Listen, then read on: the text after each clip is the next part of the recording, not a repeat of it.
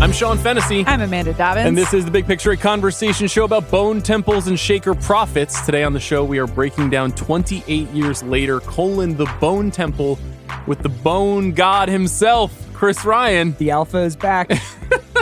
We'll be hanging dong later. Also later in this episode, I'll be joined by Mona Fastvold, the co-writer and director of The Testament of Anne Lee, a combo biopic musical about the spiritual leader of the Shaker religious movement in 18th century England and America.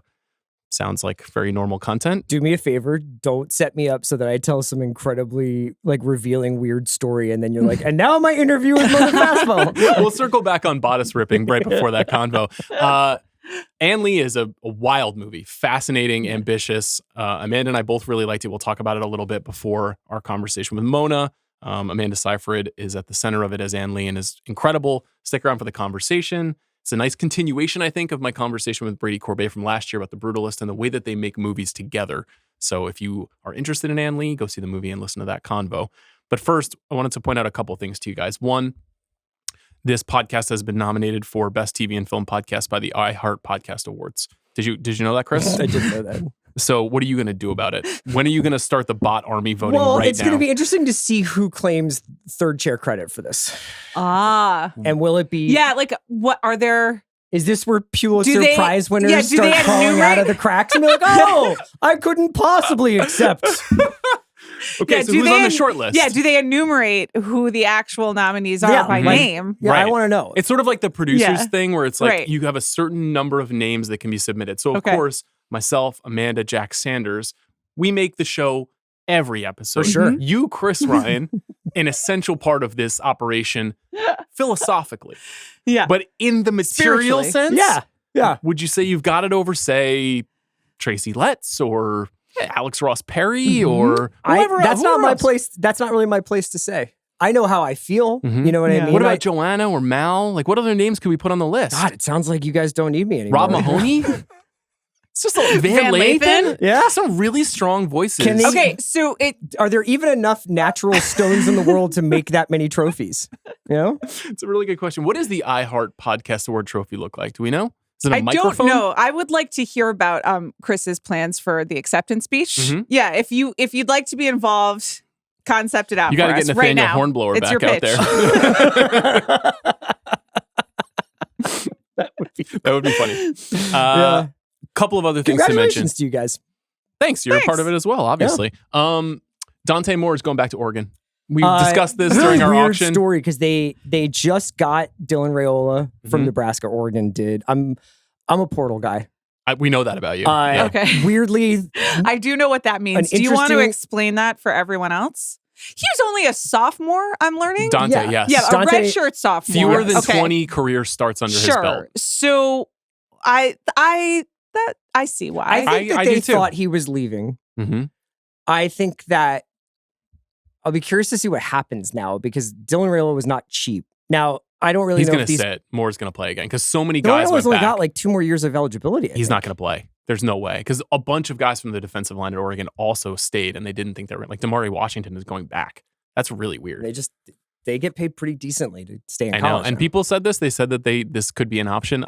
This is not a Jets podcast, but this really materially impacts me. I think this is great news for the Jets. Well, did you see that Ty Simpson was getting offered $6 million to stay in Miami. college? Yeah. Man. I don't want the Jets to draft a underdeveloped young kid and then get thrust into the worst situation in professional sports. So for me as a fan, I actually think it'd be fine if they went 0-17 and then got Arch Manning. That sounds fine to me. Are you? Oh, wow. And you want to be in the Arch Manning business? Yeah. That's another make generation. Him a big star. Yeah. It worked for Eli. Why not? That's true. True.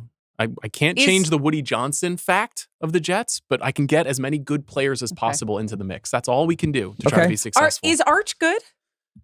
He improved. Okay, I just have seen concern trolling podcast. I think if you're going to draft Arch Manning, I like Aaron Glenn as a dude. I don't really know what the experience of cheering for his coached team is, but I think you need a quarterback whisperer if you're going to draft. The underbelly of my take is that I think this means that the Jets will really struggle and Glenn will get fired. And then they will hire an offensive guru. You fired that guy. Kevin Patullo. Yeah. There's now discussions that he's just been demoted. Much like me here, Okay. moved out of the third chair. If we win the iHeart Award, Sure. I will saw mine in half and give you the other half. Thanks, bud. That's really beautiful. Yeah, Kevin Petula got demoted, and I listened to a 45-minute podcast already about who we should hire. I've had an extensive conversation with Zach and Andy about who we should hire. Good. There's a lot of ideas being thrown around in that group chat. There's a lot of emotions being thrown around in that group chat. A lot of fan fiction being written about Brian Daboll and Jalen Hurts' relationship in the 2017 national championship. Wow. Whether or not like they're boys, whether they hate each other.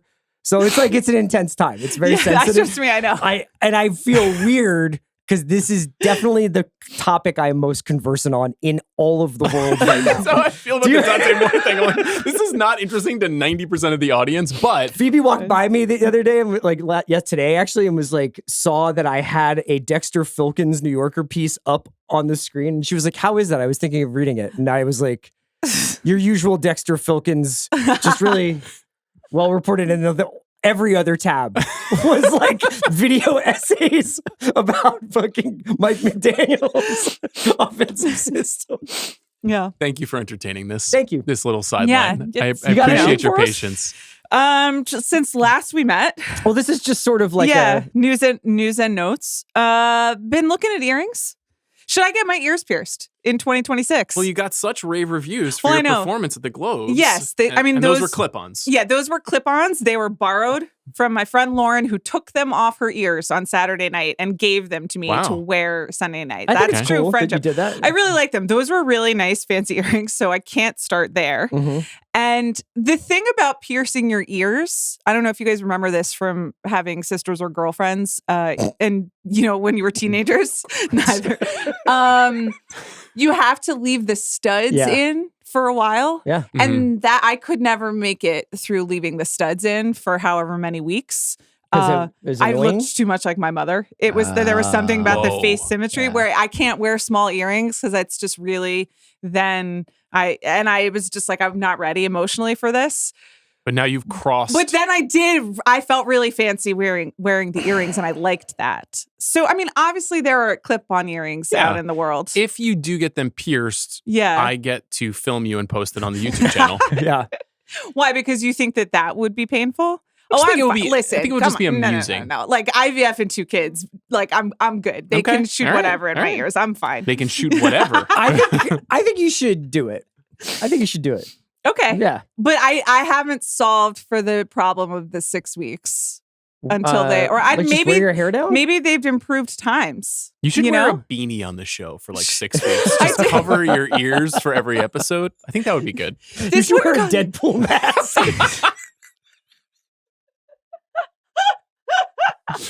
That just as a countdown to Doomsday. Okay. Yeah. Will Deadpool be in Doomsday? Will he return? For sure. Yeah. Okay. Did you see the Russos tweeted I did see this. a very cryptic thing about These are not trailers, and they They're are not clues. teasers. They're clues and stories? stories. Well, So what do you think? I think I've solved Do you it. think that there's going to be like a extinction level event hitting all of these characters like in the first 5 minutes? I suppose that's possible, but how is this a clue? Then what happens to the baby? No, I don't know. And also, Wow. in which does an extinction level event happening in one multiverse affect all multiverses? I mean, it depends on the kind of event. And I also is that my camera? I don't know who Steve Rogers' baby is. I just want to say that I kind of got. You think it's Dante confused. Moore? What No, are we because, talking about here? I used to be really into Cable, Cable, yeah. the character Yeah, Cable. time I used to traveler. Read his comics. I was like, oh, you switched to YouTube TV? No. Me and Bill keeping Spectrum afloat. I think I knew about Cable made an appearance in and Deadpool there's a 2. baby in Cable that like they have to, I think You know it's who Nathan played Cable in Deadpool Brolin. 2? Yeah, Yeah. Josh Brolin. Yeah, I know. But I'm not See I'm not Deadpool up 2? on No, I didn't. There's a baby in Cable. it's Nathan Summers. It's like Jean Grey and Cyclops' Havoc, kid. right? Havoc. Havoc. Yeah. Yeah. Is The it? character. I thought it was the character of I don't know. Havoc. He's somebody. He's Is important, Cable a though. person or a movie? He's a person. Yeah. So there's a baby inside the person? No, he's just He protecting carries him the around, child. he's protecting him. Yeah, and then there's like a Oh, mutant virus. It's There's very a like baby in Aliens, the Terminator influenced Okay. run of Yeah, X-Men sure. comics with time travel and This apocalyptic guy events. Bishop, Okay. ruled. Bishop was the man. Yeah. Yeah, he had big guns. Anyway, Doomsday. Yeah. Every episode should start with a Doomsday update. It's like the new Odyssey, but we hate it. Just like, what's going on with these fucking idiots? Let's talk about a really good movie. Let's Okay. talk about 28 Years Later, The Bone Temple. That was a lot of throat clearing for an episode about a movie that I think we're all pretty excited about. So this is the follow-up to last summer's 28 Years Later, which was the follow-up to two previous 28 films. It featured the return of Danny Boyle. These scripts are written by Alex Garland. It was their reunion back then. It was your number one movie of 2025. Nia DaCosta, the filmmaker, is stepping in now for The Bone Temple. It is again written by Garland. She is bringing with her the cinematographer she's been working with recently, who is probably best known for his work with Steve McQueen, Sean Bobbitt. We'll talk about him a little bit. And the film stars, as 28 Years Later starred, Ray Fiennes. Jack O'Connell, after the ending of 28 Years Later, is back in a big role here. Alfie Williams, who played Spike in the last film. Aaron Kellyman and Chi Lewis Perry also return. Taking place after the events of the previous film, Spike is inducted into Sir Jimmy Crystal's gang of acrobatic killers in a post-apocalyptic Britain ravaged by the rage virus. Meanwhile, Dr. Ian Kelson forms a new relationship with potentially world-changing consequences. Chris, I'm going to start with you. What did you think of The Bone Temple? Unbelievably, loved it almost as much as I loved the first one. If there's 10 better movies than this year, it's going to be nuts.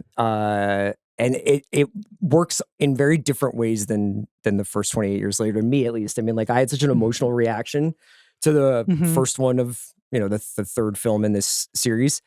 And Nia DaCosta just has like a completely different visual language that she's using. I think her camera is much more of a witness than it is like a protagonist in this film, but in a very cool way. And I kept thinking about her recent appearance on the Criterion Closet, where she talked a lot about Come and See and The Cranes Are Flying, and movies about what happens to the sort of collective psyche of people after they've gone through like a war or, in this case, an apocalypse. And I think that's really what was driving a lot of the stuff in this movie. And it's a brutal watch, but it's also a really, really, really funny movie. Yeah. What did you think? Yeah, I mean, it's definitely gnarly. And I would say 28 Years Later was extremely gnarly. And also had a few more action set pieces built within the gnarliness. Yes, it did. And I would say that this is pure gnarly. And then, honestly, like pure entertainment. Any movie where Ray Fiennes is dancing is it's automatically in my personal Hall of Fame. It's really important. I was also thinking about it. I've obviously been listening to both the Marty Supreme score, but also the Marty Supreme playlist. And if you build your movie textually around like 80s new wave, I'm in, Sure. like I just absolutely Just having a moment. Yeah. So there are a lot of, flourishes. And as you like, Nia DaCosta brings her own sensibility to this well-established world. And it like really played for me. And I'm not someone who likes to see people skinned alive. Yes. This is two things. One, this is an extremely violent movie, more violent than the last film. I would argue probably more violent than the previous two installments, in part because it's really more of a pure horror movie. It's not just a zombie movie, but there's a kind of funny games-esque torture aspect to the Green movie. room, That strangers. pure viscera, that human viscera, not just the zombie apocalypse stuff. And then also I think because, Nia DaCosta did have a kind of Candyman reboot that she made a few years ago. She understands the mechanics of horror movies. Yeah. This movie is using those mechanics much more so than what Boyle was doing, which, is a really excitingly messy movie in a lot of ways. And there's a lot of like risk-taking formally that is happening in that movie. This movie is more of a classical horror structured film. It doesn't have as much incident though, and it doesn't have as many set pieces. And I think that there will be some people who struggle with it because quote unquote, not as much happens. Or you could say by the time you get to the end of it, like it didn't change the trajectory of the story. The big revelation, I mean, there's two rather large revelations towards the end of the film. And I think one of them might just be like kind of lost to history. I mean, it's a little ambiguous, but. Meaning if they don't make a third film. No, the third film I think seems nailed on to happen. Yeah. But like there's things that happen towards the end of the movie that are like, could be world changing, but also could just be lost to the sands of time. Oh, I see what you're saying. Yeah. Yes. We will get into that and we'll get spoilery as we go along here. The thing that jumped out to me as I thought about it immediately after it ended was that this is a really interesting installment in the second in a trilogy run. Yeah. It's technically the fourth 28 movie, but since these movies were conceived together and Garland wrote them together, and I never sold my Garland stock and I never will. And this movie again proves to me that he is so good at not just creating propulsive action, but blending theme and deep ideas about the modern world into conventionally entertaining movies. But this is like I'm not saying it's as good as these films, but it accomplishes a similar thing to Empire Strikes Back, Dark Knight, Two Towers, Last Jedi, Ocean's 12, where it's like, this is the place to take some risks, to do some different things. They may feel like side quests. They can end in really like beguiling and upsetting ways because you know that there's something else coming on the other side. You know there's going to be a third installment. It sounds like Danny Boyle is coming back for that third installment. I think so, yes. Yeah. Based on what we see and what we know about it. Right. And so this movie, it leans a bit away from Spike, the character. It does, yeah. You know, he's not the central focus of the story for much of it, though he is present throughout the entire movie. And it leans towards Jimmy Crystal and his seven fingers, these bandits, these evil bandits. And then Dr. Kelson and Samson, who is the alpha that you mentioned, who is an infected Mega Man. Yeah. Who was... with a heart of gold. Well, a heart of dope. That's right. Sure. That's right. In the first film, he is shown as like a kind of infected leader, one that seems to be evolving. And I think in the backdrop of that, you start to think about like, you know, steps of evolution, even for zombies, you know what I mean? Like, what does that mean? God, you know, like the point you're making about the second film thing is really interesting because I thought that this was a tremendously cool way to world build without showing it.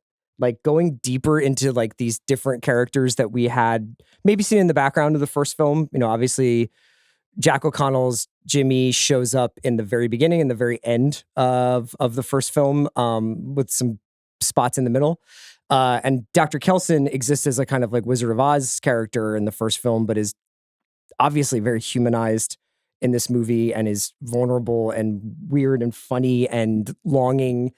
And I felt like I understood so much more about the state of the world without ever getting a voiceover or title card explaining what was happening anywhere outside of the United Kingdom. Yeah.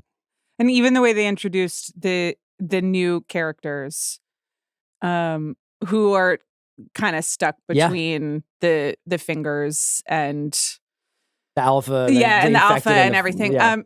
But what those characters, what they've been up to, how they're living, where they're living, just kind of gives you more pieces of okay, like this is how the virus infected some people and how other people are, and so it expands it, but without having to do any exposition. No one in that house says, well, 4 years ago, we like put up this fence and like, here is how the combination code locks. It's just, you just accept. Yeah. No, I think that's a really good point because it being years later and not days or months later, it gives it like an added sense of like acceptance around what has happened to this part of the world. We know that it's only really these British Isles, right, that are trapped in this way, that the world at large, Europe at large, has staved off the virus, but these people are stuck. Yeah, there's this funny thing happening where, you know, Kelson, the Fiennes character, at one point says that he's starting to basically forget what life was like before the infection, before the outbreak of the virus. Right. Well, he's talking with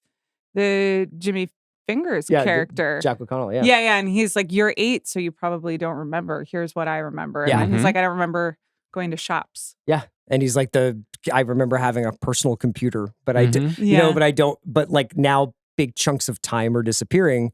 And on the flip side of that, the experience of this film is it's being released just a matter of months after the original. So you actually do have this sense of continuity. It's just a great experience because you have this sense of continuity with the characters and the story. You don't have to like teach yourself anything before going to it, but it's just different enough and just, it's got that new perspective from DaCosta of like, okay, well, what if we shot it more like this? And what if it felt more like that? And what if really the infected were a tertiary worry? I mean, there's a couple of points here where some of the more accomplished killers in this movie treat an infected running at them like, oh, who cares? And I'll just cut this person's throat. It's like ninja warfare. Yeah, they're all samurais out there who have a ton of experience managing. And we see that, you know, there is this other group of people that you're alluding to that are in the film who are sort of just like native villagers who protect themselves and occasionally attempt to kind of hunt and explore the world at large. And they have way less experience, even 28 years later, way less ability to effectively kill these these, fast moving creatures. And that was obviously the innovation of the original film, was that it felt like very novel and new that the zombies were fast, but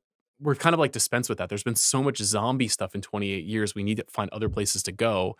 And I really like where Garland wanted to go. And there's two tracts of it. And I think they're obviously speaking to each other.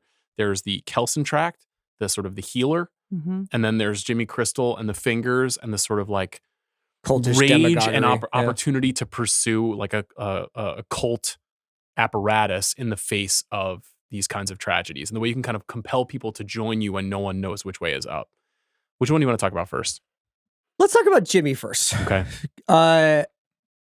I thought this was a fascinating characterization of somebody who I think you can kind of see in genre pieces across cinematic history, where it's just like this person who's taking advantage of like a particularly dire situation to create a cult around them, and is saying like that they're the chosen person, that they are the chosen one who's getting communications from the Dark Lord. You got to do what I'm telling you, whether it's David Koresh or whatever, these people who are like kind of these incredibly central figures in this kind of story. And then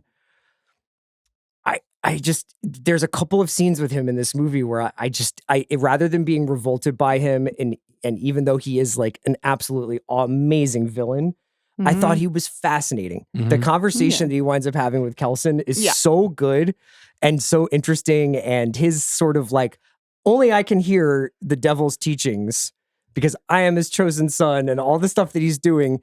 And Garland's not like shy about, like, obviously there's a lot of echoes of like, of contemporary leadership in our real world that he's talking about in this movie, but he's never like too over the top with it. You know what I mean? Like, I never thought it was too. Yeah, it's grounded, and I credit Garland, which is something I don't say very often on this podcast, both for the character is like is quite literally of this earth, and so he's like negotiating with the Kelson character, and he's kind of like, here's my problem, and like, here's where I am with my dad. He hasn't taken on full cult of personality. And then the way that Jack O'Connell plays him, even when he's in like full cult leader mode and giving all his speeches, it's weird, he's trying to pump himself up along you can with see it, a little bit of his kind of insecurity and vulnerability just in flashes that like he is a charlatan and it's communicated to the audience, but it's not overt, because he is able to command his flock. Like, he really can get these people to do these awful things to innocents, and that is like, that's the persuasive power of cult-like leadership. And the thing that unites the performance that Fiennes gives and the performance that O'Connell gives is that, like, you could run that thing with 99 out of 100 actors and it would just be a disaster. Like, if this didn't work, it would be almost unwatchable. Yes. And they both... And it's hard to look at a lot of what they do. I mean, you've gotten a lot tougher over the years, but I saw you wincing in your seat a lot when we were watching this. Because it's really gnarly. And like you said, gnarly. Sometimes I'm just kind of like, I'm looking elsewhere. I've trained myself to be like, okay, I understand what you're doing, and now I don't need to like see any more people being peeled. Though I did find, and I know this is like a horror movie convention, a lot of the real moments of violence happen off screen. Like, a lot of the knifings happen, and like you cut away, or like a hook or something goes in, and I understand that you can't like film elements all of that of always. Surprise too, in the story, and like implication, and that sometimes not seeing things is scarier, right? But so I did okay, but yeah, it was gnarly.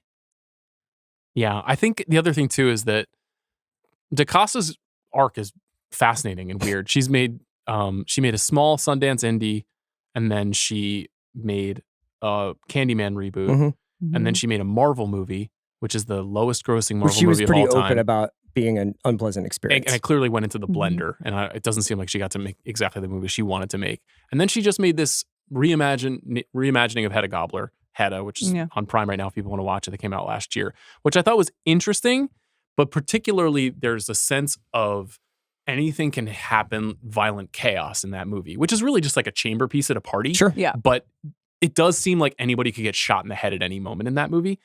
And this movie has the same tool. Like, it has the same strength where a character who you think is going to be with us for a long time could die at any moment.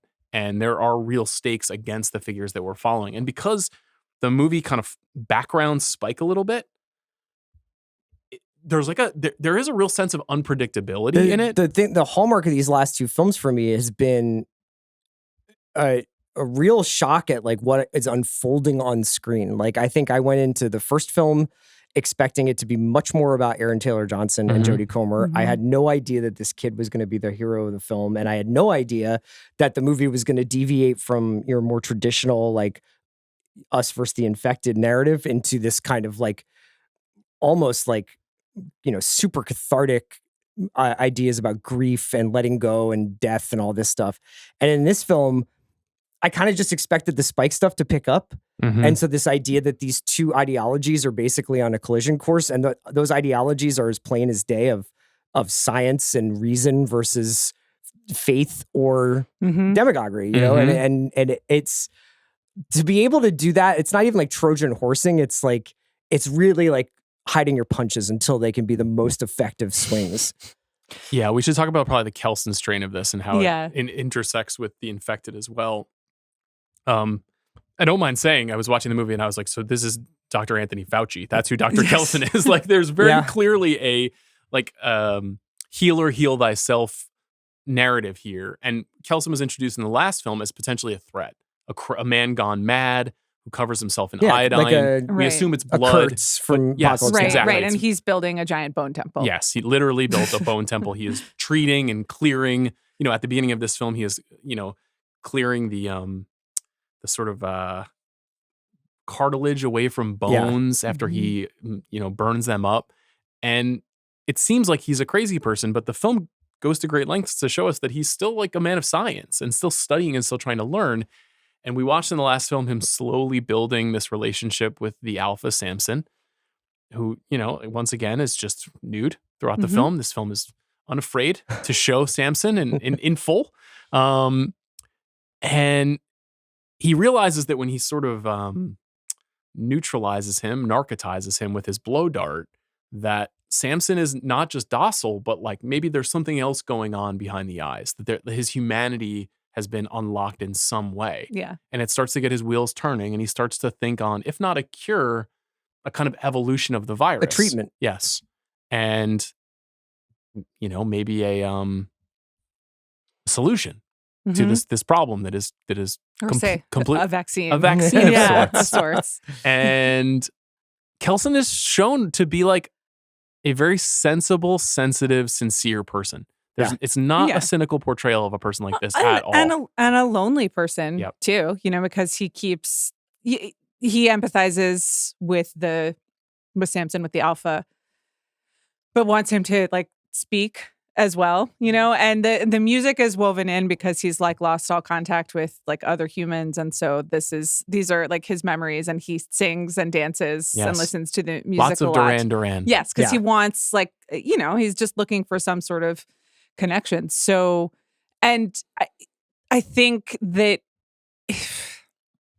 it's not just that he's like practical and looking for the cure, but he's trying to cure himself in a way as well. Sure. Yeah. I mean, there's also like some really interesting stuff. So basically, I mean, we're allowed to be a little bit more detailed about how we're talking about it. We've already spoiled a bunch of this movie. If you don't want to hear any more, go see the film. The treatment plan is essentially opiates. You know, he's giving the alpha, he's giving Samson morphine.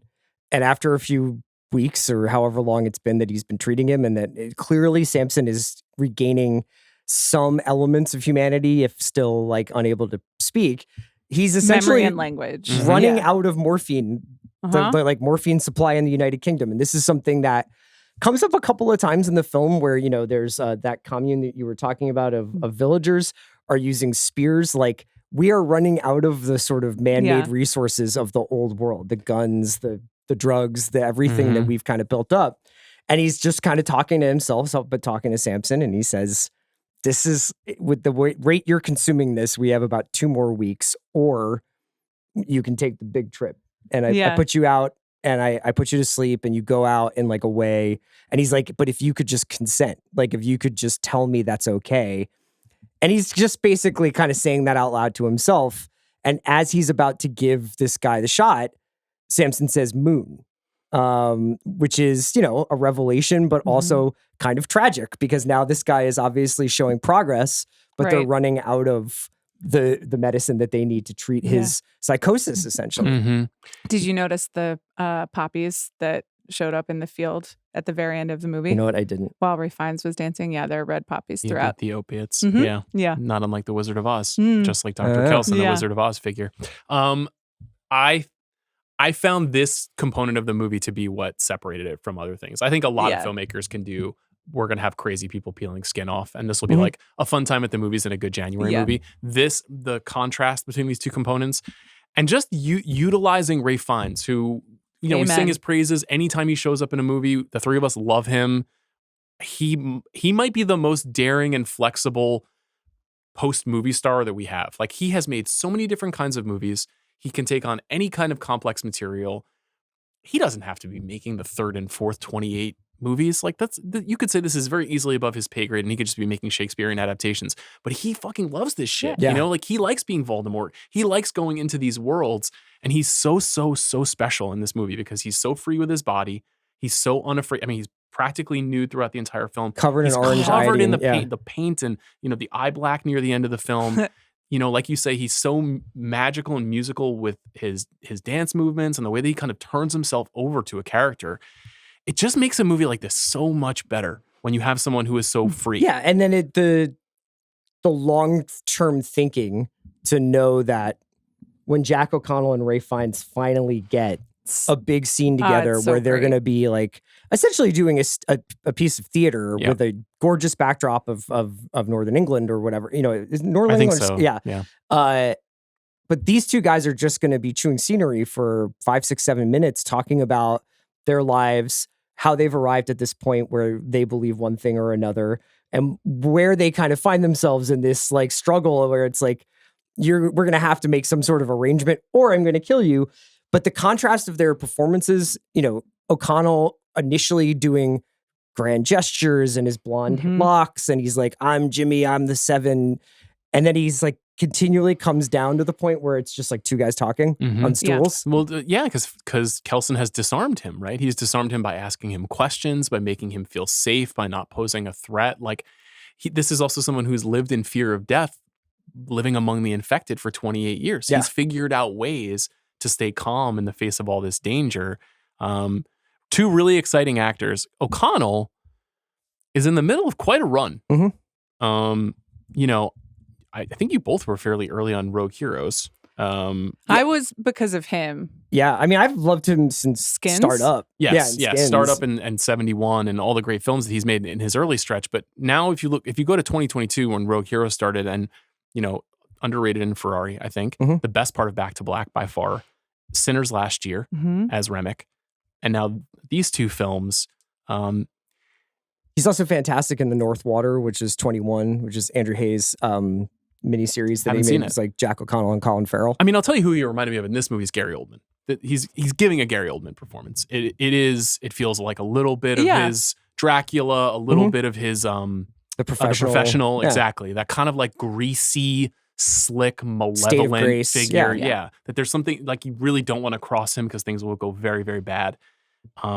And he's just magnificent in this movie. And he's a disgusting character. I mean, he is vile, the things that he does and the way that he takes advantage of children and women and, just innocence throughout the film. But you kind of can't take your eyes off of him. I was blown away by him. I usually am. Like, I'm a huge fan of his, but this is a really easy part to make completely over the top and ridiculous. It's not that much different than like John Malkovich in Con Air, or name any like overqualified actor in like a peak villainy part. But he finds pathos in this guy, you know what I mean? And you really do, in the same way that Kelson is saying that he can't really remember a time before the infection, you start to get an idea of why Jimmy would be the way he is if he's 8 years old and the first thing that he kind of remembers is his father leading a horde of infected to storm a church his and father, kill the vicar. An entire village. Yes. If that shapes your worldview, he's a con man, but I think he also believes the con. Where are you at on Teletubbies? I mean, I remember I was babysitting when they were on, so I consumed them as like was that a dance 12-year-old. that Jemima does? it was very good. I mean, that's a very funny very specific and accurate inclusion that's over several films now, because aren't the little kids watching Teletubbies when there's like that horrible raid in the first? Yes. It's very upset. Yeah, spot on. And they are really weird and in their own way a sign of end Jack times. O'Connell being like, they're robots that have TVs in their tummies. And then he's watching on their tummies. Yeah. And so on and so on. It was really, it's funny. Yeah. This movie is like kind of a miracle. I wasn't sure that any of this stuff was going to work, these last two films. And I'm really kind of blown away by how good they are. And now, this is a deep spoiler, but by the time we get to the end of this film, a long rumored thing that some thought would happen in the last film does actually come to pass in this movie, which is that Cillian Murphy's character returns. And he returns and we see that he is raising his daughter. I guess that's his daughter he had with Naomi Harris. Yes. And he's teaching her about history. Yeah. And she's studying World War II. Yes. Well, and the between World War I and World War II. Right. Why the Allies were more conciliatory and helpful in the post-World War II era rather than the post-World War I era, which thematically I think is Garland's sort of saying like, this will never work if every swing of the pendulum is about punishing down the opposite side. Yes. Yeah. The more vindictive the punishment, which in the is aftermath. If you need like an example of like, I mean, I'm sure there were people who thought that was stupid, but like I think that that's an example of why Alex Garland is really, really good, is that you can have a character sort of half off screen for some of the scene discussing Churchill and how that. Yeah, he does. If those forget history are doomed to repeat it, like from the kitchen. Yes. Like while he's making tea. toast. Yeah. Yeah.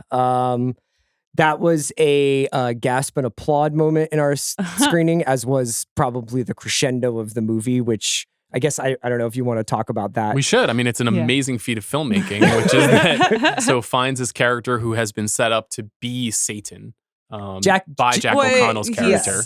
He's standing in for Satan. He's like, Jack O'Connell's like, Lord. I need you to pretend to be the devil so that my minions continue to believe that I am in contact with the devil. And if you don't do that, I will kill you, effectively. And so we already know Dr. Kelson's a bit of a showman, and he conjures up this performance as the Dark Lord, set to Iron Maiden's Number of the Beast. Gives blows cocaine into the Jimmy's faces. Is it cocaine? Do we know that? I think it was supposed to be him he was mixing up coke or some sort of speed. Yeah. And gives this kind of ravishing visual performance. And like I said, DaCosta and Bobbitt very free with the camera and like it turns into a music video. And a very exciting and amusing music video seen through the eyes of the Jimmies, who were baffled as to what they're watching. And then becoming enthralled. moshing. Yeah. Yes.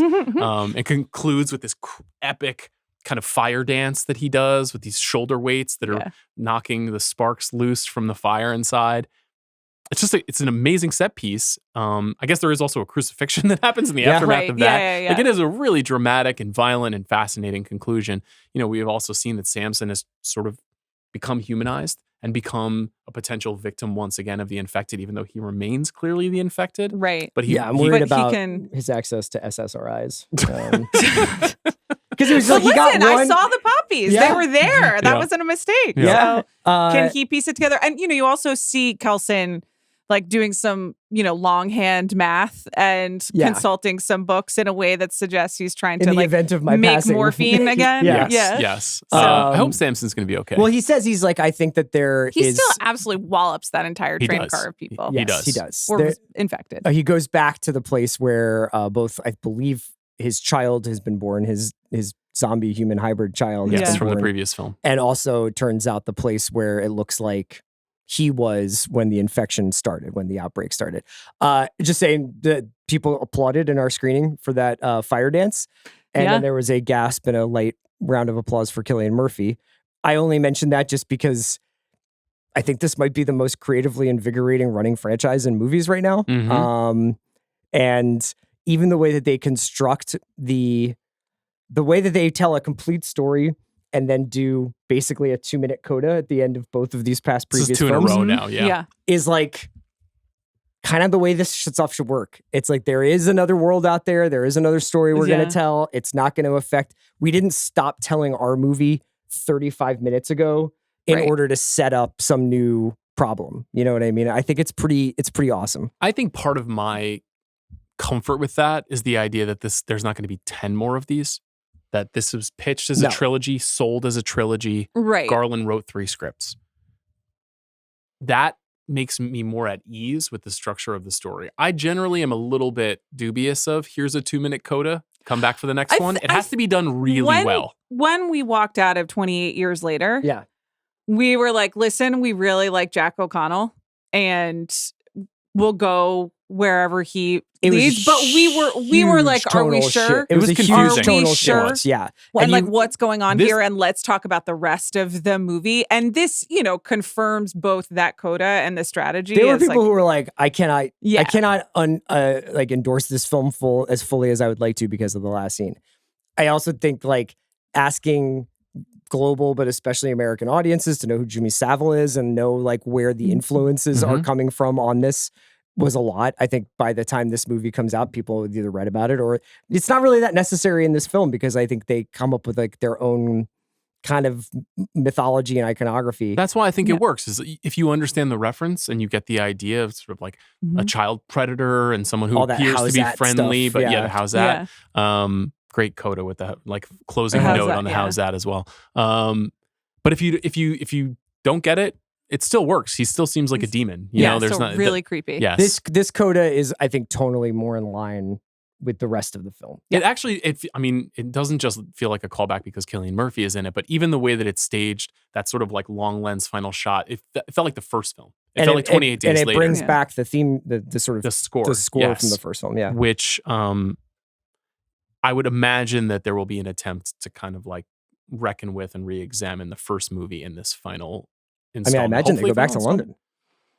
Perhaps. It would be exciting. Perhaps. Is a cure possible? The way to make this more practically and to make this more cheaply and thus make it more suitable for Sony is to keep it out in the hills and keep it rural. It is very beautiful. 5 or 6 people running around in circles. But, the cool thing about what this movie does is that, it takes 2 major chess pieces off the board. So it's like, what's at stake? What is the end goal of this? Is it just about Spike becoming a man and becoming the kind of man that you would hope he would become? Or is it about we actually have Dr. Kellison's secret recipe to turn everyone back? To be determined. Would you say more of like a Hungry Like the Wolf, Rio, Girls on Film Duran Duran fan, or more of like an Ordinary World, like early 90s fan? I mean, definitely Rio, Girls on Film. Okay. Yeah. Okay. Just but you were getting into Ordinary World, I noticed. When that acoustic guitar hits. Listen, I appreciate the entire oeuvre. It was interesting to get a Kid A needle drop, which would be right up against when the infection is 02 or 01 or whatever, so it's just right up against he kind of stopped getting into new music, Kelson, roughly like 93, but he got brought back. Hung around for Radiohead. Yeah. Radiohead was still of interest. Pretty common. That song has now appeared in 3 films in the last 5 years. Yeah, well, it's just it's catching up with us. We are in charge of everything now and the references. I just we could have just done the national anthem. That would have been another way to. Oh, dun, dun, dun, dun, dun, everything in its right place is like, we're good. Well, yeah. We're good. Take a break.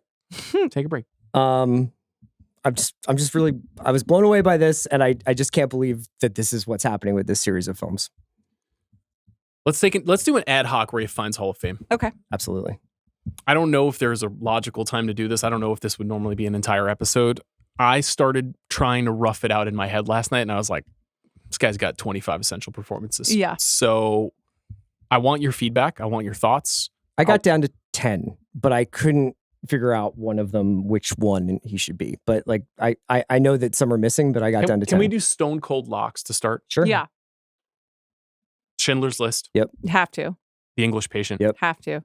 The Grand Budapest Hotel. Yep. Yes. I think you have to do one of the Harry Potter films. Sure. I don't know which one. I don't remember Voldemort. which one either.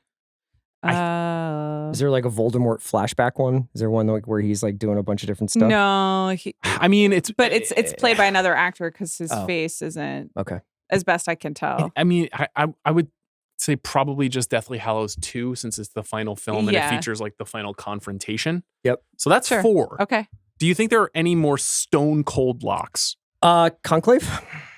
I thought about it. he elevates that movie in a big way. That's another example of something that could have seemed So very here's the cool thing about I mean, there's one more. cheeky. There's one more within the world of the big picture, which is a bigger splash. Yes. I mean, it just like if we has were to. doing it, we well, would do we are doing it. This is our podcast. Yes. Okay. So So that's 6. We'll say conclave and we'll say a bigger splash. yeah. I will throw out a couple. So here's one of the things about him is that about 5 or 6 years into his career, he just develops this ability to go from he can play the 5th on the call sheet to the 1st on the call sheet, Mhm. and he makes as big of an impact either way. Yes. So in Bruges or in Hail Caesar, he is able to make a crater in He the steals. film. He steals both Yeah. films. That word. Yeah. He steals both movies. And the same, honestly, in I think he has like 2 minutes of screen time in The Hurt Locker, and Mhm. he's awesome in it. So what do we do about that? That's part of why I found this to be challenging Yeah. because like he's not essential to the Craig Bond films, but I love when he shows up. He's great. You know, he lifts those movies when he pops up, and he's a nice counterpoint to Craig. So you have Schindler's English Patient, a Harry Potter, Grand Budapest is 4, Conclave, let's say, is 5. Would you put 28 years later? And Bigger Splash is 6. 6 is Bigger Splash. Let's say Bone Temple is 7. Great. I agree. I'm with that. Yeah. This is a great performance. I think personally, like my favorite underrated performance by him, 2 of them are one is Strange Days. I would have nominated. It Strange has Days. a little bit of a different look than probably you're used to seeing from him. And the other one is Constant Gardener. Okay. Which is the John le Carré adaptation with Rachel Weisz, which I think he's phenomenal in. So I am down with that. I think 10 would then have to be Quiz Show. I thought Quiz Show has to be in there. So then that's 10 right there, but that does not account for any of those super cameos that he's so good So we at. then basically... Yeah, there's no Mallory, no M. Yeah. Right. There's no Hail Caesar. Mhm. There's no... Hurt Locker in Bruges. Yeah. He's also brilliant as Francis Dollarhide in Red Dragon, which is a flawed movie, but he's very good in that movie. No shots at Tom Noonan. It's hard for me to I mean, see I it. didn't even Yeah. put up like The End of the Affair or whatever, but that was That's a important good to movie. me. Yeah. You know? No, that's a really good film, and he's really good in that. That movie's a little Made lost. in Manhattan is not good. He's Haven't not bad seen in it, but it's I don't appreciate its Did not politics. realize he played Heathcliff in Wuthering Heights. I know. And I someone haven't else seen this with Juliette Binoche. Yeah. I gotta watch this. And then wait, hold on. Is he in The Return as well? Is that okay? So do you know what The Return is? I do. I actually never saw it. I didn't either, but a friend of mine just texted. This is Connected a to the Odyssey. retelling of the Odyssey, so we're gonna have to see that. Yep. What about the Prince of Egypt? Did you see the Plays chorale? Ramses. Did I see the what? The choral? The choral. The chorale. I I think haven't it's seen it choral. yet. There's no E, so No, I'm that's sorry all. for being about an the American. World War II singing group, right? Yes. Yeah. I haven't seen that It yet. was heavily advertised in London while I was there. but I didn't mean, see I it. definitely am going to do like if I ever have a day to myself again, like Nuremberg choral back to back, you know? That we didn't say the. That's like a really. I can definitely go up with 15 other things you could do with a day to yourself. Get your ears next pierced. time I get the flu, you know? Yeah. Okay. The Menu we didn't mention? A huge hit. I know. Yeah. A movie that also does not work without him. I like that movie. It's got some heavy detractors, but I'm a fan. So Remember where are we The at? Dig? When he Yeah. was Oh, yeah. an archaeologist Yeah. with Carey Was Mulligan? that a Netflix film? It was. Okay. It was 2021 also. So I needed that to be the English. Is there version, and anything it in the wasn't. deep British lore from the 80s that we're not thinking of? I mean, he's in Peter Greenaway's The Baby of Macon. I was I thinking can't of say that. that I remember that. Schindler's List was really a major breakthrough for him. I don't know about this Wuthering Heights. I would like to see this. I mean, it's not Screen, but I just thought I would It's mention his film debut. You can find a lot of his. There's several of his works, his theater works, are on like online in various places, especially his collaborations with David Hare. Okay. What about Cronenberg's Spider? I think is on the list. Okay. The first film I ever reviewed for the Ithacan in college. Oh. Nice. The failed Avengers relaunch opposite Uma Thurman, not the Avengers comic book characters, the British TV spy series. I remember that. And then what was the Kingsman that he was in? Was he in the prequel? King's Man. The King's Man. Yes, from 2021. Is that the prequel one? Yes. Okay. What's he doing in that? He invents the Kingsman. Oh, yeah. I think. That makes sense. Right? He's Yeah. like the think guy that's with right. the first suit shop. Okay. He also directed an adaptation of Yeah. Coriolanus. Yeah. That I remember being pretty good. Yeah. Really a war movie. Anything else? We No, did our I'm- 10 pretty easily. The 10 Yeah. was pretty easy, and we have like 5 to 7 also check Honorables. this out. Yeah. Any other thoughts? Do you think we'll get 28 years later, the last year or whatever, this time next year, next summer? No. I think it's going to be a little while. Danny Boyle has a movie coming out at the end of this year. So if Danny Boyle's making it, I don't believe production has begun. It depends on probably how this movie does too. I think it's tracking for less. Like 20 20 years million later? over 4 days, yeah. So Word of mouth will be good, but I do think that there will be also that was fucking brutal word of mouth as well coming out. Yes. It's extremely violent and hard to take at times. I come out of this with just like, I have Nia DaCosta season tickets now. Interesting. You know, just big like, sign on. Just, I think I get what she's you should watch Hedda. You should see what you think of that. No, but like, I was just so thrilled with what she did with this. She did it's as I said before we began recording, this story has good bones. You know, it has really good bones. And there we go. It is in a way I almost don't want Boyle to go back. I want to see another filmmaker's point of view. Because I think it could withstand another reimagining, another visual. But if you're going to do Cillian Murphy, you got it. And if there's going to be some sort of conclusion to the story, together. which I don't know. I mean, I imagine if he wrote it as a trilogy, although knowing Alex Garland, maybe he's like, there's no fucking end. This is the end. Like, we are all infected, you know? Yeah. That would be appropriate. CR, thank you. Yeah, my pleasure. We're going to talk a little bit about Ann Lee, but you wouldn't watch a film starring a woman, so we're going to ask you to move on. And now my interview with Mona Fastvold.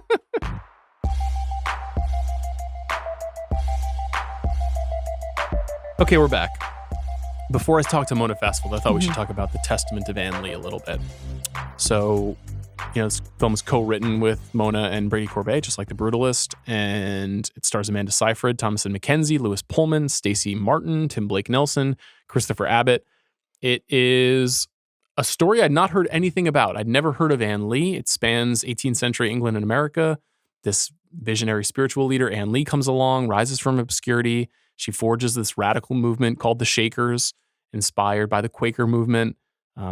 She suffers significant personal tragedy, and in the wake of that, develops this concept of celibacy colliding with a kind of convulsive musical reckoning with God. And the film portrays her struggles and also her brilliance and her radiance. Yeah. And features like a wildly transformative performance by Amanda Seyfried. I know you first saw it out of Venice. I did. And so I you really liked it then. Yeah, I really liked it. And I knew nothing about it besides, what was printed in the programs. And I also knew nothing about the Shakers. And I didn't even know, as it's explained fairly early in the film, that they are called Shakers, or at least in the context of the film, they're called Shakers because they were shaking Quakers. So I didn't even know to anticipate the movement and the choreography and certainly the music that is a major part of this, because in addition to it being an examination of the founding of a religious spiritual movement, and also Fastvold and Corbet's sequel or next installment of the cult of personality and self-belief and hatred in the wake of personal tragedy. It is also like a musical and it has, and with a lot of dancing as well, and not your traditional like theater, like jazz hands, really memorable movement. And that is actually what stood out to me the most. I loved it. I loved the choreography and the way that it incorporates the traditional Shaker music and the very weird dancing and literalizes that shaking Quaker.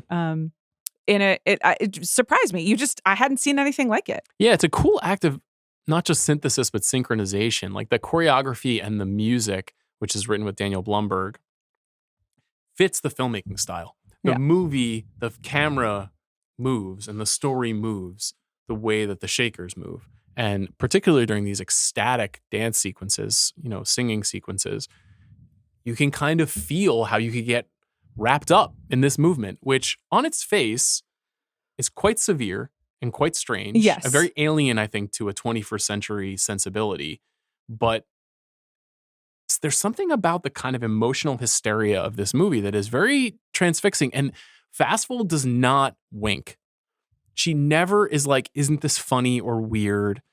It's just a portrait, which I think is a really, really good choice. And I feel like in these times, whenever you're trying to tell a story about a person like this, it's very, and The Brutalist got kind of held to task for this as well, but it's something that I liked about that movie also, which is that this is a person who transformed their lives and attempted to heal a deep wound by focusing on construction and imagination and community. Like those things can help heal.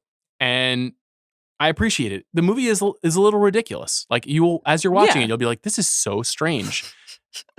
And the sequences, and when everyone like in the back corner of the frame, and the way the camera is like up people's noses as they're having these ecstatic, it is there is something uncomfortable about it that purposefully, right? That it is supposed to communicate how desperate and consuming the nature of this expression was. People trying to work themselves like out of something and into something else. Right. I saw more walkouts for this in Venice than any other film. I mean, the Italians were just like, absolutely not. Yeah, I think there's also a significant amount of very raw portrayals of childbirth and then infant death in the movie that is very severe. Very severe. And I think will alienate people. Well, see also Hamnet, It's true. I mean, it's a running theme in the films of 2025.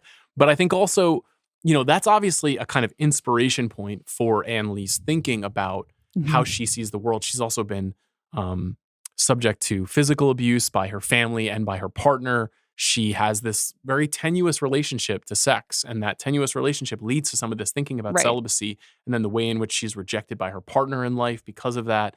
I mean, these are really thorny ideas, and they seem old-fashioned or alien, but the movie doesn't do that kind of like cheap, this is her trauma. Right. Like, and now it doesn't she's explain healed. it. Yeah, exactly. Yeah. I mean, we were talking about both The Brutalist and this movie as a response to personal trauma or and like really honestly to rape in both cases. And that these people are trying to find some sort of healing is very different than finding exactly healing. Exactly. And they're trying to work things out, but I wouldn't say that either film has a happy ending. At least my interpretation. I will say though, without spoiling it, I found that the way that Anne Lee is portrayed at the end of the film is really interesting and mature and complicated, and kind of had me thinking about how I want my life to end, and sort of like how you want to feel about yourself and what you've done and how you see the world when your time has come.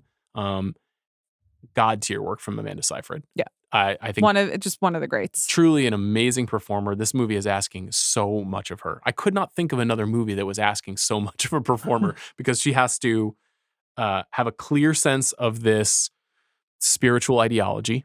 She has to represent a fearless leader, an ecstatic devotion in this conceit.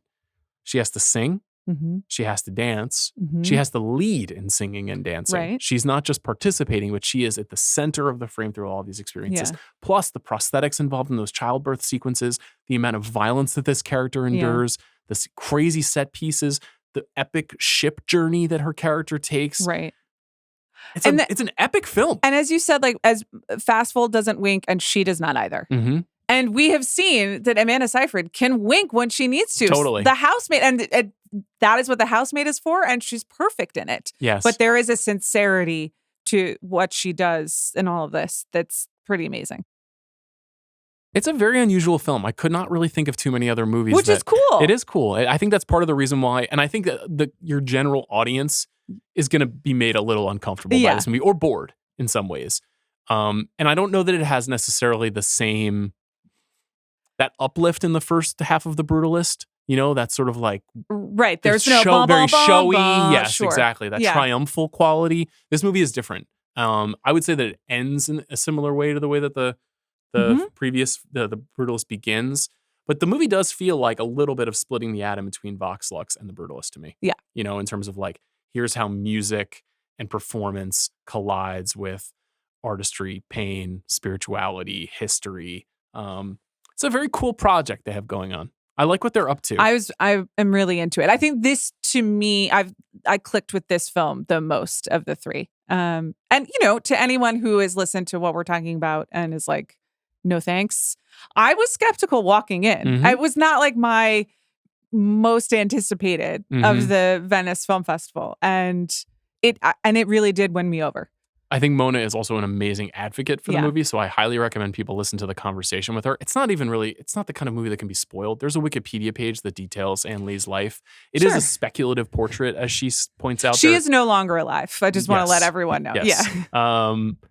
But I do think that, first of all, the music is easy to return to. I've started listening to it on Spotify. Maybe new writing music for me. Daniel Blumberg, who made that ba ba bom bom moment in The Brutalist, also makes the music here. I can't say I'm swayed to explore the Shakers ideology any further. It's not something that we've been talking about this. I'm good on spirituality. Okay, I got my own. What could I discover? What could I pursue? The Shakers also made furniture, right? They're making, they did. Yes. The furniture is lovely. I think that's also something Amanda Seyfried and Louis Pullman learned to do, is they learned to make this furniture. Which is really cool. Yeah, downright Daniel Day-Lewis-esque. Yeah, I like the furniture, but maybe I'll just admire that from afar. 18th century would have been a tough time to live. Yeah, think about how bad it smelled. You ever think about that? I think about that all the time. But you wouldn't know any different because there's no deodorant. That's true, but it's not just like bodily smell, like the sewage, like food waste, all of these sorts of things. You wouldn't know any different. I spend a lot of time thinking about how dehydrated I would be and how terrible everything would smell. But you would have God inside you, unlike now, in which you live in a godless world. I find God all around me every day. Do you? Yeah. While shopping. In the furniture. Okay. Well, that's an advocacy for the movie. This is more advocacy for Mona Fastvold. Let's go to my conversation with her right now.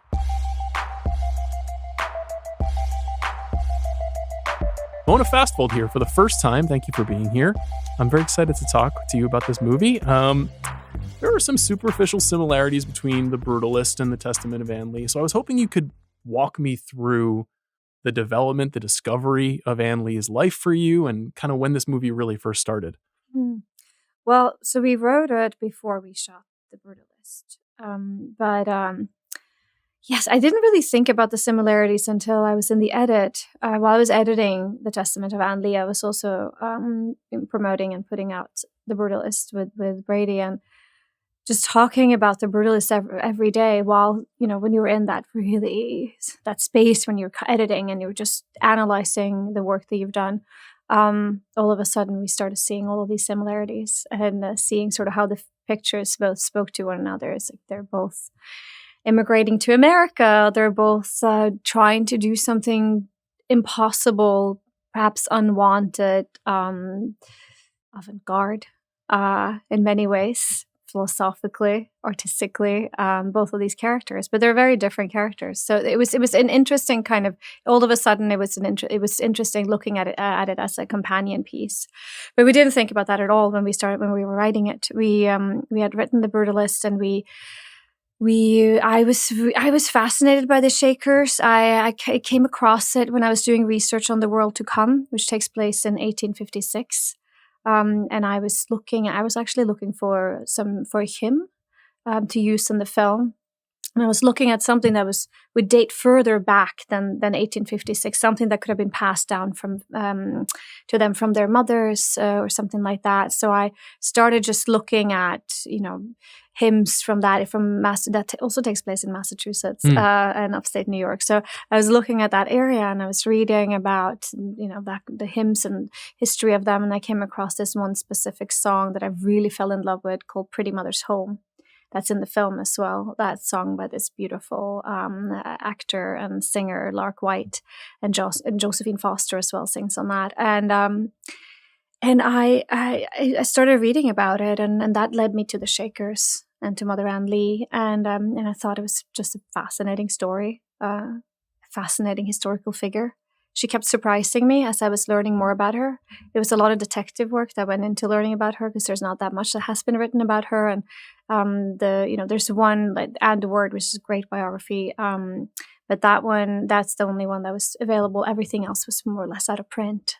And you had to sort of go digging. Mm-hmm. But as I learned more about her, I was just fascinated. I was surprised by how radical she was, her ideas for, justice, equality, and how sort of what a feminist she was. And then there's sort of this aspect of the religion that is that they worship through ecstatic song and dance, which I thought was so cinematic and interesting. It's like it's a forced musical. Like, it has to be a musical because that's how they live their life. It's that they sort of almost live their life like a musical early on. So all those aspects I just felt were really just made for an interesting project to dedicate years and years of my life to. I want to hear about those years. I saw you describe it as a speculative retelling of her life, which I think is a really interesting phrase. And whenever there's a biopic, for lack of a better word, there is this line between truth of a person's life and what makes a kind of coherent narrative film. So how did you think about that, especially since there's maybe not as much material as you would have liked to even just use as source when you were writing the film? Well, there's definitely blanks that has to be filled in. There's definitely things that you have to imagine, but it's all it's based on a lot of research. There is a lot of information, but speculative, yes, because what's written down as truths it's not written down by Anne Lee herself because she was illiterate. It is written down by her witnesses, much like the Bible. So, did it really happen this way, or did it happen another way? It's their interpretation of these events, and then again, it's ours interpretation of them. And so, I sat down, I did as much research as I could, and I felt like the story and the structure of the story was very much there.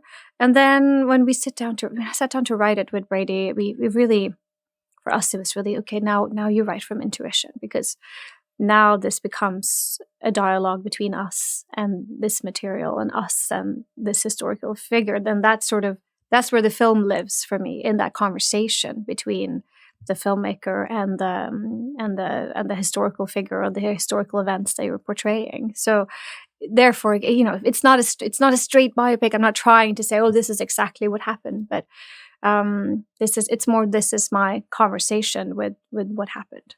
I asked Brady a somewhat similar question around The Brutalist, which was that I felt like that film and this film, the drive and ambition and the sort of like the commitment, devotion to the belief and the process of what those two characters are doing, it does map kind of neatly onto the life of an independent filmmaker.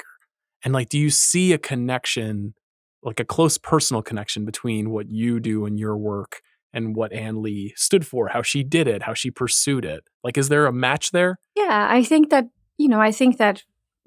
both of these stories, they do. It is for us. My personal sort of connection to the story is, of course, tied to what is it that drives you? What is this faith that drives you to try and create impossible, things? Like it feels impossible to make these movies.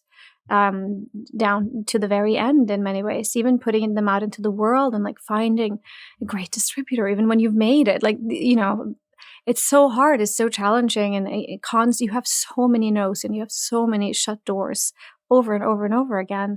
But then, with this project and with The Brutalist, we have a tight-knit group of people that we're working so closely with, and that just stands, together with us, and we, and we'll just do anything it takes to make it happen. So yes, there's definitely parallels in that, and I'm sure there's that that part, that journey of that struggle is something I guess we keep returning to.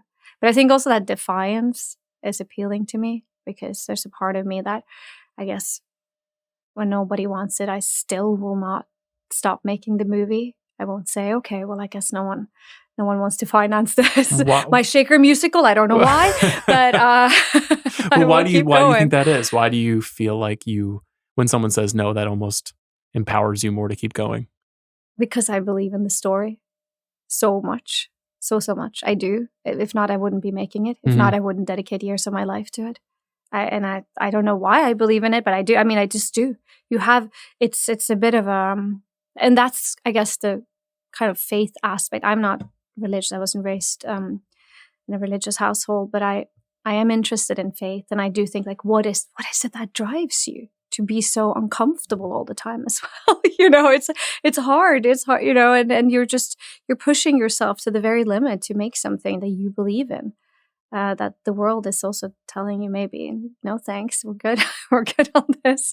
And then of course, the wonderful thing is that I think that if you do make something that's really singular and very precise and specific, then there usually is an appetite for it. So because of the specificity of it, I think. At least that's what I seek out. Something that's just like one vision, really clear, precise. That is definitely how I felt watching it. And I do feel like I'm fond of comparing movies to other movies. That's something that cinephiles do nonstop all the time. But there's not a lot of strong comparisons that can be made because of the structure, because of the approach that you take in telling the story, that sort of forced musical that you described. I love that phrase. But one thing I wanted to ask you about is that the sequence of events of her life at times are dark and also absurd. And the idea of a forced musical is kind of absurd on its face, but the tone of the film is very straight. You do not lean into irony. There's no wink in the film whatsoever. There are some humorous moments, but not much. And holding that tone of seriousness, like in our society now, can sometimes be considered a negative, but you really make it work despite or in part because of all of these choices. So like, I was wondering if you could just talk about the decision on the tone of the film and how you wanted it to go. It was so important to me to stay right in that space. And it was very hard because it's easy to make fun of her. It's easy to debunk the myth of her. That's the easy route. The hard route is to take her seriously and to treat her with respect. It's more difficult, I think. And it felt more radical in a way. And it almost felt more radical for me in a way to also, this is the most traditional story structure that we've ever written for me and Brady. It's like a 3-act. Yeah, it's linear.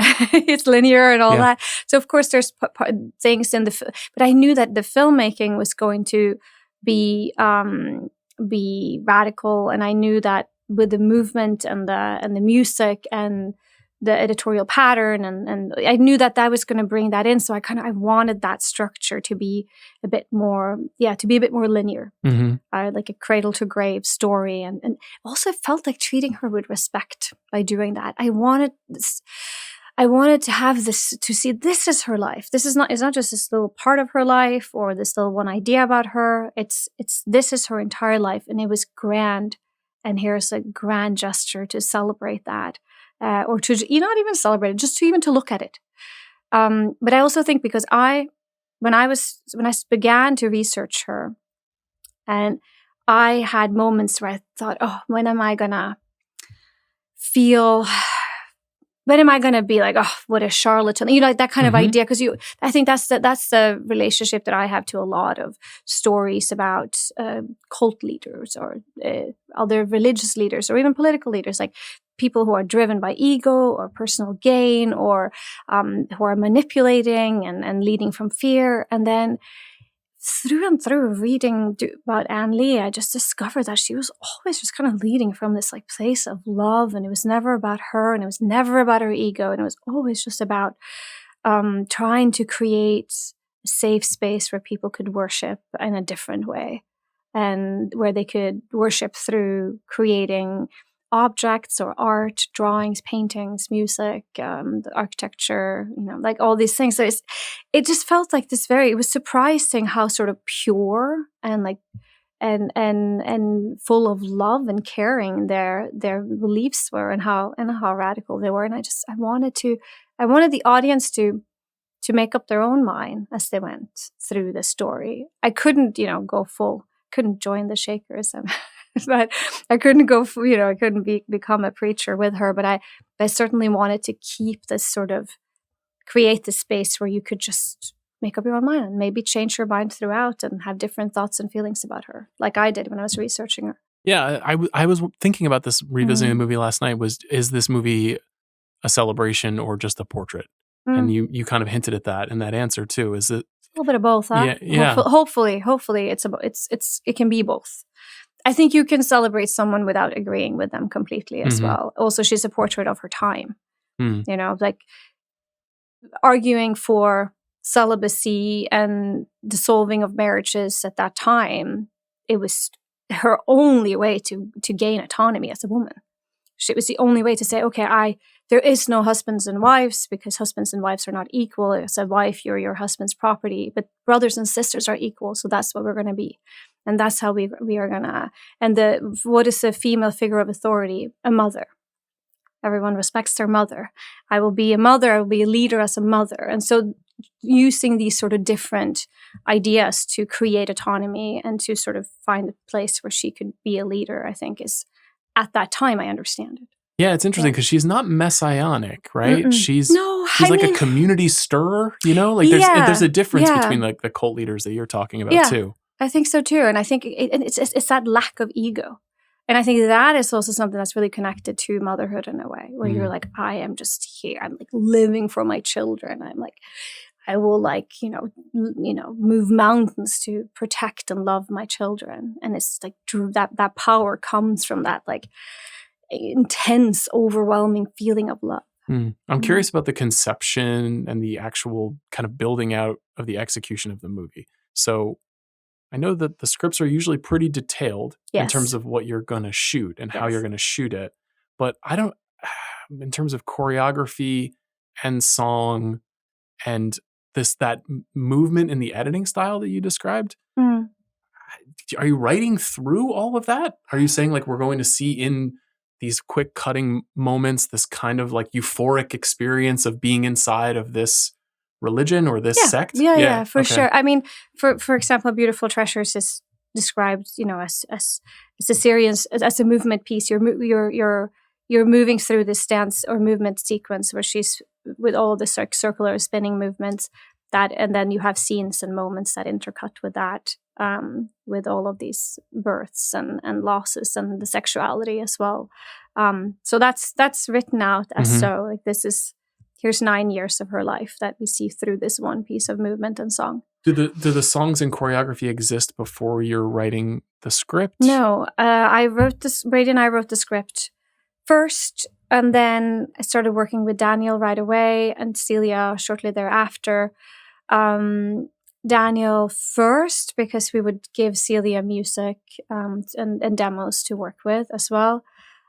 So Daniel Blumberg and I we started talking. The first thing we dove into was the very first song, The Woman Clothed by the Sun, which was like our first true exploration of what the music and the score and the songs could be like. And that's an original piece that's based on Shaker text. And that was the first thing we were talking about. Was like we wanted to use bells as the only instrument to begin with, and then breath work and percussion as part of the movement. So using all of the sounds that you hear when you're like the slaps and the hits and even down to like I'm the finger moving across the table, like all of those sounds just really being a big part of the music. And it's very important to me. And I spoke to Daniel and Steve, our wonderful mixer as well, about this, that there's never going to be a separation between the world that we are in and the music. Is not going to be like a typical musical where the diegetic world dies out and the music overtakes. No, I want the world to be as present, if not even more, within the music. So we started diving into different kind of Shaker hymns and into the Shaker music tradition, and we knew that we wanted to use a lot of their traditional hymns, and then writing something that was original, a few pieces that were original as well, but not until after we really had understood their musical tradition. And then again, the same as you do with research, you try and understand their tradition, and then we make it your own. I wanted there to be Daniel's conversation with the Shaker tradition as well. I wanted there to be a lot of Daniel in there as well. And the same with Celia as well. It's like I was showing her all of the research. I had very specific images and ideas of things I wanted to do movement-wise that was based on Shaker drawings and paintings and some dance annotation as well that we found in their archives. But beyond that, I also wanted it to be Celia's. I wanted Celia's choreography as well, and her language to be brought in and combine that with the research as well. So I saw the film a second time yesterday with my wife, and I said, what would you like to know about the making of this movie? Because she was kind of like, I've not seen a film like this before. And she said, I have to assume that the person who made it has a background in dance. But I didn't know if you did. And then you sat down and you said, did you study as a ballerina? Did you study ballet? I danced from when I was 4 years old until I was 18. Then I had a back injury, so I stopped dancing. But I danced. But it's like a film that understands but dance. Movement is such a big part of how I work as a director. It's really, even though I used to direct music videos when I started out, but for me, the camera movement and the performer's movement, and the relationship between those two is always choreography. It's always a dance for me. Finding that right rhythm, finding that correct rhythm. Like if you're finding the edit with movement and having movement always be guiding your edit as well. It's just such a big part of it. So for me, this was just like a continued exploration of that, and just very, very exciting and fun to work with.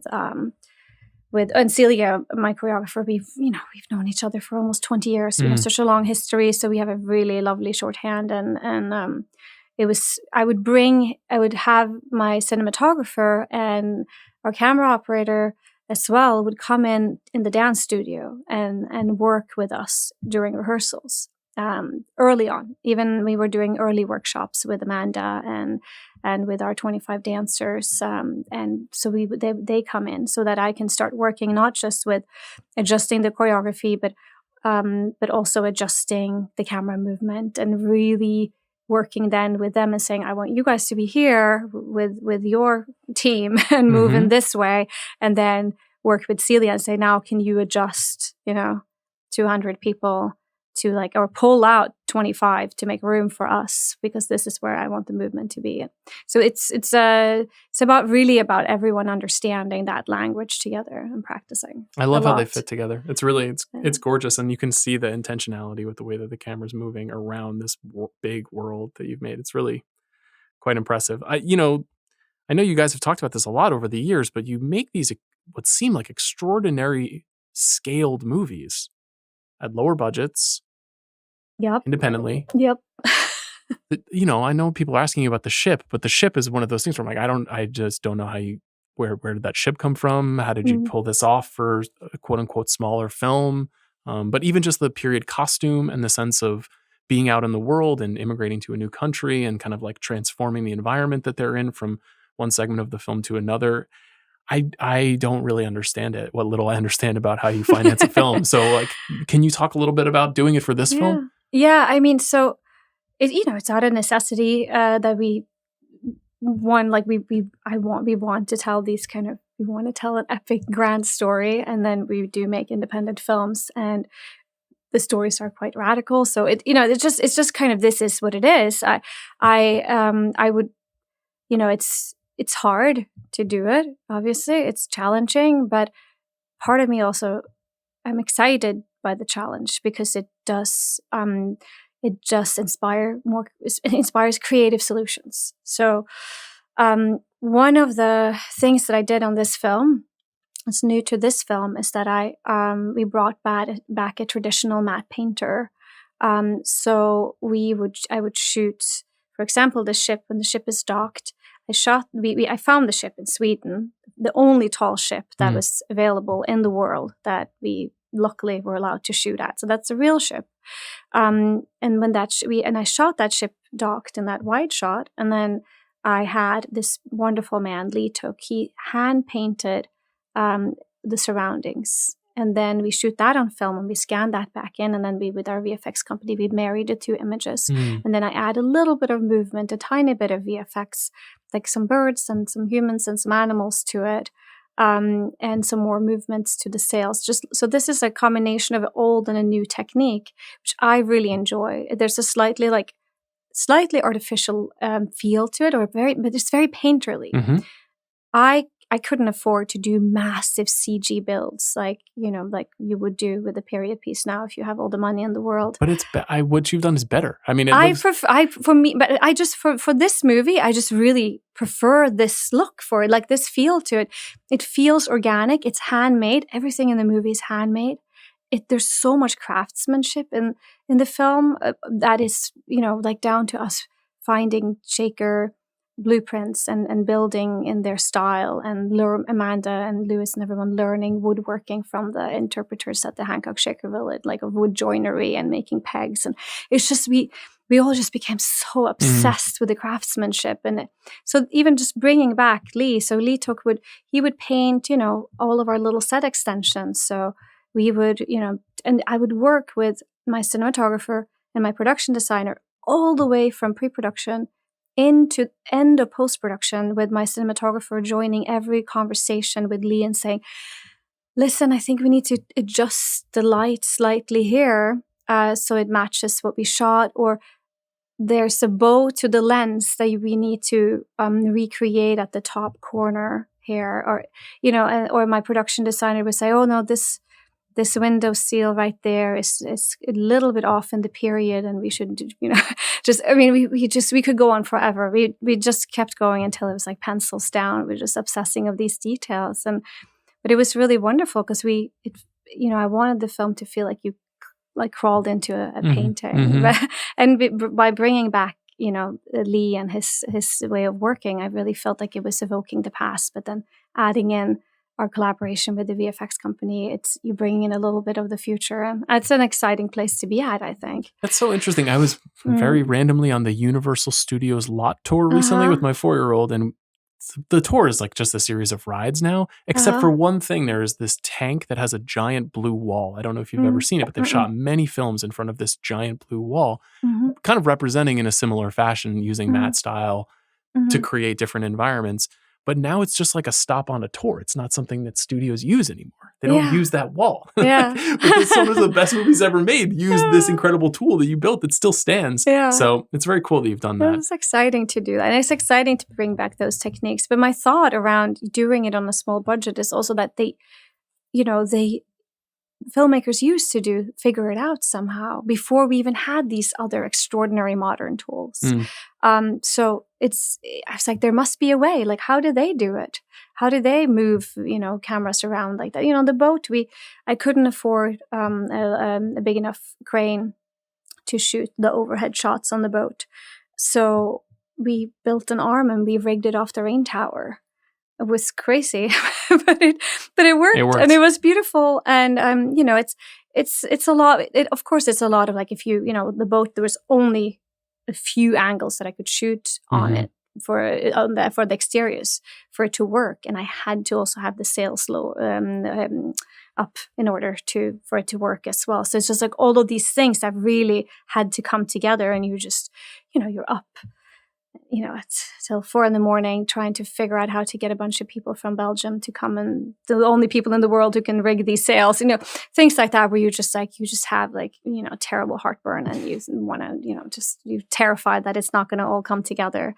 So I would love to have a little bit more security in my life, but when it comes to these things, but also, somehow you figure out ways to make it work, and yeah, that's you get called audacious on the flip side of it. So there's a phrase in the film that popped out to me the second time I saw it, that appears a couple of times, and I just wanted to hear you talk about where it came from, which was exteriorized rottenness.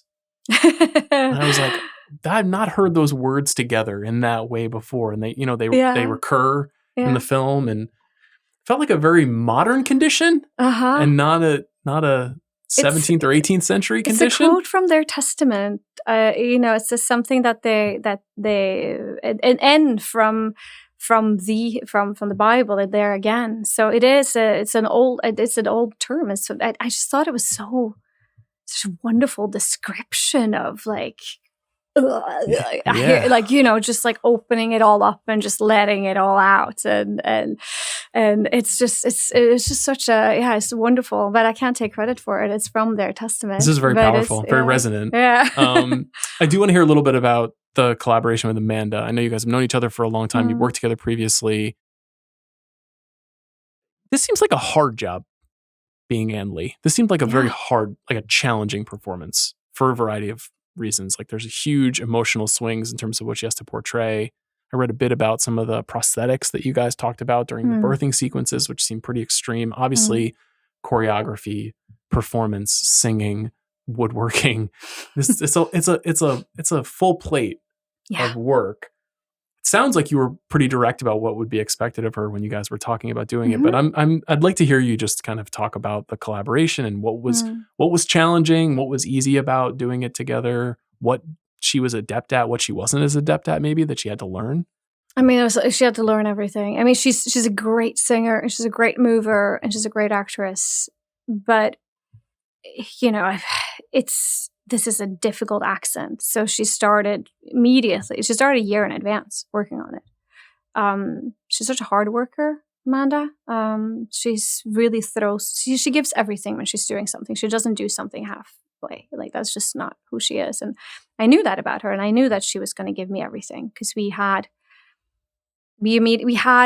great conversations about this character very early on about this project. And we had a really wonderful experience working together, and directing her was easy for me. Sometimes you have to spend a lot of time trying to find the key into a performer. I like that. I like trying and finding it, and then all of a sudden you're like, okay, if it doesn't click right away, and it's my job to really try and find what is it. How can I help you best as the first viewer, the first moviegoer here watching you perform? How can I help you and guide you? But with Amanda, it was just a very easy immediately. We spoke the same language, when she had to. So she. I didn't know that she was going to give me this much time. It was very generous, but she cared so much. She cared as much as me. She connected with this role, and she wanted to do. She knew how hard it was going to be, and she was ready to just go full force and start the work. So she started doing accent work a year in advance with Tanara Marshall, our wonderful accent designer, really, because she built this accent because no one knew how they really spoke back then. So this is based on a lot of research that she did. And then she started working with Celia and myself on the movement, and with Daniel and I, we started singing immediately. So it was just a lot of prep work because everything had to come from this place of just honest, truthful movement, honest, truthful singing. It couldn't be performative. It couldn't be musical theater in the traditional sense.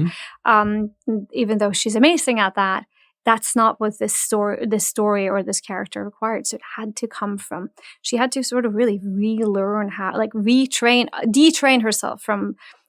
She sings. She's such a great singer, and she's so skilled. So she had to kind of unlearn that and just start trying to find a place where she's just not listening to herself. And so we started going into the studio and singing through imagining giving birth, or whispering, or screaming, or laughing, or just try and just find ways of really just connecting in a different way to her voice. And the same with the movement as well. Celia, really, her thought was, okay, I'm going to create this choreography. I'm going to give you this piece of movement, but now it's yours. I don't care about it being perfect. I always was saying to Celia, I don't want to see dancing. I just want to see we just wanted to see movement. And so now you own this movement, and it just has to be with a lot of intent. The intent needs to be like in your fingertips, in every, like, needs to be go all the way out here and all the way down to your toes, but it can be your intent, and it can be your story, and it doesn't have to be I'm doing this perfect, beautiful piece of movement. But she gave us everything and was willing to do all that work. And then when we came on set, the hard things are, of course, that you're dancing covered in snow and rain and mud, and every single day there's I have 10 goats and a cow and a baby in a scene. It's just all of those things. It just makes it harder. But I think that both Amanda and I thrive in those environments, and kind of maximalists. And we were like, she gives herself to the moment. And when you've done all your homework, you can rest in that moment and just let the surroundings affect you.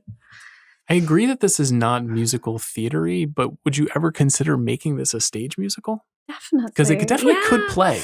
Yeah, yes. If there's interest in that, we would love to do that. I think the music and the movement's so exciting, and I could look at. I would love for people to see the movement on a stage, because I exclude some like pretty fantastic things, right? Just because it's not right for the story, and it's not right for the character for the camera to be an observer.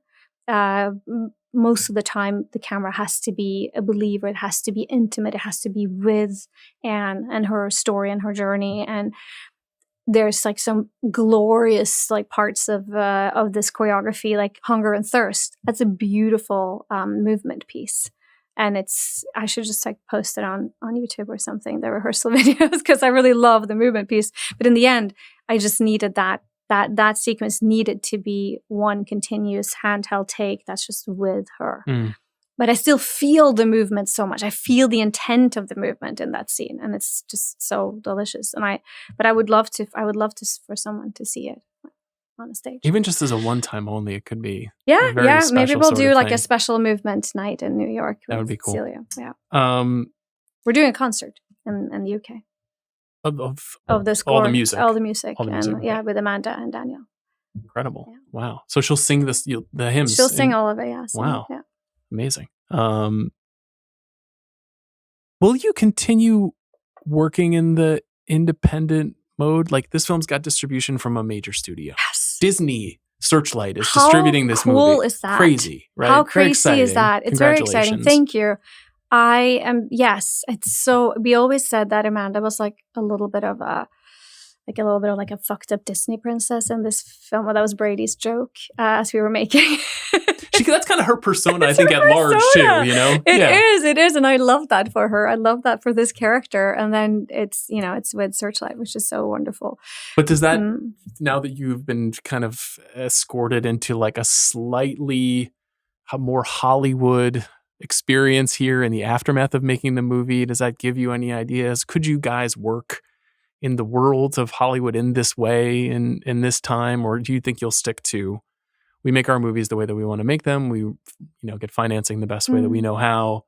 I'm just curious. Yeah, I will always make the movies the way I want to make them, and if the studio want to make them with me the way that I want to make them, then sure. I mean, I don't have any. There's not like I have a philosophy about filmmaking, not just about the stories I tell, but about how we build the projects as well, and that is important to me, down to even the economy of it. Yeah. There's this is so your Aunt Lee is coming out here. Well, your philosophy of filmmaking. There is, because you're creating a small community, and how that community functions is important to me. That everyone is taken care of, and that there is not too much of not a hierarchy that is a negative hierarchy. That that doesn't exist. That of course everyone has roles that they fill, and because dangerous things can happen on film sets, because you're rigging electricity, big lights, you're doing stunts, all these things. Everyone needs to do the job that they're assigned to do. Of course, it's like you're on a ship or in the army or something. You have it has to be precise, but the creative to create a creative environment whenever anyone can come to my monitor and we can all talk and we're all part of creating something together, and that sense of unity is incredibly important to me. So I hope that, and I don't know how to fully preserve that, and I don't know how to have all the autonomy that I need, which is, final cuts and all these things that are to preserve that within the Hollywood universe. I don't know. I don't know if that, how some people do. There's some great filmmakers who've done that for their whole career. And maybe I get to not have to, work so hard on the financing part in the future, but I do want to preserve them. I do want it to make sense though also. There's a sustainability element too that's important to me a little bit. What do you mean by that? I mean that I feel a great responsibility when I'm telling a story for it also. I feel a responsibility for people who put the money in as well. I want it to make sense in every way when the film comes out as well. So you tell a really radical story, and I would love for it to reach as many people as possible. We can't always guarantee that, and maybe sometimes it takes time. Mm-hmm. And I guess I feel anxious about not making everyone whole and making sure that every single person is, that it made sense for them as well. So I think there's like that, all of that autonomy that I get from keeping the budget at a quite reasonable place feels good to me. Mm-hmm. That being said, one of my favorite movies of all time is Lovers on the Bridge. And Garrix, yeah. One of the most expensive films in the history of French filmmaking, and did not make its money back, and it was really, but I would be heartbroken if that film didn't exist. So it's not about like, that it's a bad thing that you make a beautiful piece of art and then over time, it maybe you should just be, I'm just glad they exist. But I think also maybe being a woman as well, there's like in this really heavily male dominated profession, I feel the need and the want for every aspect of it to work and to make sense. And I don't know, maybe that's something I have to get over. No. But I feel that need for it. Just like I want the whole process. I want to understand the whole process from beginning to end, from, writing to the film is on, your streamer or whatnot. And that whole process, I want to somehow be in part of it and really understand it, and for it to fully like make sense for the project. Yeah, I always say it's an art form, but it is a commercial art form, right? It is a release art form. You're meant to share with as many people as possible. You are. And it's exciting if you can do something that's radical and that pushes boundaries and ideas within that format. I am, I grew up in Norway, I've spent my adult life in America. My films have always been an American-European co-production of some sort. That space in between the two is a place I really love. There's elements I don't want my films to be. My films are there. I find them to speak to the Hollywood tradition as much as it speaks to the European. Mm-hmm. For both for everything I write and the things I direct.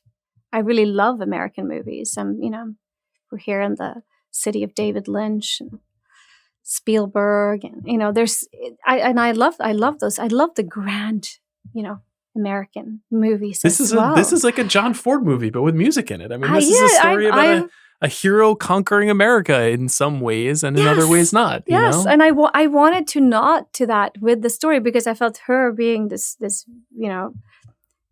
audacious feminist, religious leader, but then to try and give her a little bit of that Hollywood treatment, it's exciting to me. So if Hollywood wants to come along on some of these things, then sure, that would be great. But, if not, then I know how to do it. I know how to build these movies and execute them and make them happen. And, if I can't find a distributor who wants to put it out, then we'll figure that out too. I think you can always learn about this process, and there's lots of good people that you can hire who will work with you. And but now being with a luxurious distributor for this strange lady, Ann Lee, is fabulous. It's wonderful. I'll be watching regardless. Yeah. Mona, we end every episode of this show by asking filmmakers what's the last great thing they have seen. I don't know if you've been watching movies on your journeys. Yes, I have been watching movies on my journeys. The last great thing that I saw, I presented a print of Lovers on the Bridge in Sag Harbor at the cinema out there. Oh, amazing. When we were there. That was so beautiful to see that print. It was stunning. It was so gorgeous. When did you first see it? Did you see it upon release? No. I was young. What year did it come out? In mid-90s, right? Yeah. I guess I saw it upon release then, I would imagine. Yeah. And back in Norway. What is it about that movie that I think it's the ambition, and I think it's the physicality. There's a lot of movement in it as well, which is like incredible. It's like one of the best, most incredible physical performance artists and performances that exists. And then Juliet, and I don't know. There's seeing it now. It was bringing tears to my eyes because it really made me think so much about how many, like in New York now, that there's a crisis with people who are unhoused people, and here as well, obviously, and just seeing this like beautiful, like romantic, wonderful love story from their perspective. I was like, I'm happy to. I think more people should revisit that film. It's a great recommendation. Right now, yeah. Thanks, Mona. No, thanks. Thanks for having me.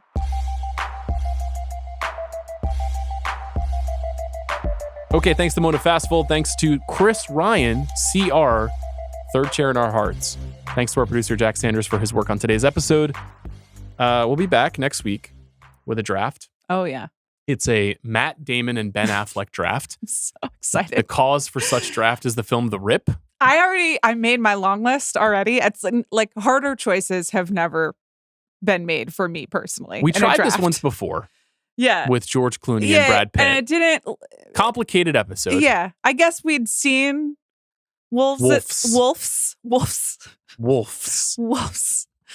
I'm a fix wolves and then wolves. Yeah. Yeah. But all illustrious moments in our cultural history.